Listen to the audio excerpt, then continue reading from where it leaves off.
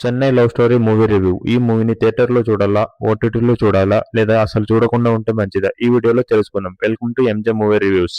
Morning Jananayakudu movie review ఇచ్చా. ఇప్పుడు premier show చూసి చెన్నై లవ్ స్టోరీ రివ్యూ ఇస్తున్నా. యూస్ఫుల్ అనిపిస్తే సబ్స్క్రైబ్ చేసి సపోర్ట్ చేయండి. ఇంకా ఈ మూవీ గురించి మాట్లాడుకుందాం. 3 అవర్స్ రన్ టైమ్‌తో థియేటర్‌లో రిలీజ్ అయింది. ఫ్యామిలీతో కలిసి చూడొచ్చు. అడల్ట్ కంటెంట్ ఏమీ లేదు. ఇంకా ఈ మూవీ చూసాక ఏమనిపించిందంటే నాకైతే యావరేజ్ అనిపించింది గైస్. ఫస్ట్ హాఫ్ స్లోగా ఉంటుంది. అక్కడక్కడ కామెడీతో ఒక షాకింగ్ ట్విస్ట్ తో ఇంటర్వల్ ఇస్తారు. సెకండ్ హాఫ్ ఎంగేజింగ్ గా ఉంటది. మళ్ళీ క్లైమాక్స్ డిసప్పాయింట్ చేస్తుంది. లవ్ స్టోరీ మూవీస్ ఇష్టపడే వారికి ఈ మూవీ బాగా నచ్చుద్ది. కొంతమందికి అయితే పాత ప్రేమ కథలు గుర్తుకొస్తాయి.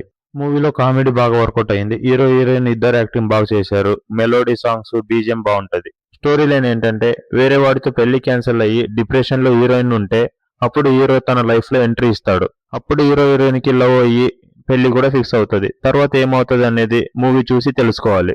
ఫైనల్ గా ఇది ఒక యావరేజ్ మూవీ. కొత్తగా ట్రై చేశారు. లవ్ స్టోరీ ఇష్టపడేవారు ఈ మూవీని థియేటర్ లో ట్రై చేయొచ్చు, లేదా ఓటీటీకి వచ్చాక ట్రై చేయొచ్చు.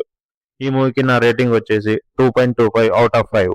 రివ్యూ నచ్చితే లైక్ కొట్టండి. మరిన్ని రివ్యూ కోసం నా ఛానల్ ని సబ్స్క్రైబ్ చేసుకోండి. Thank you for watching.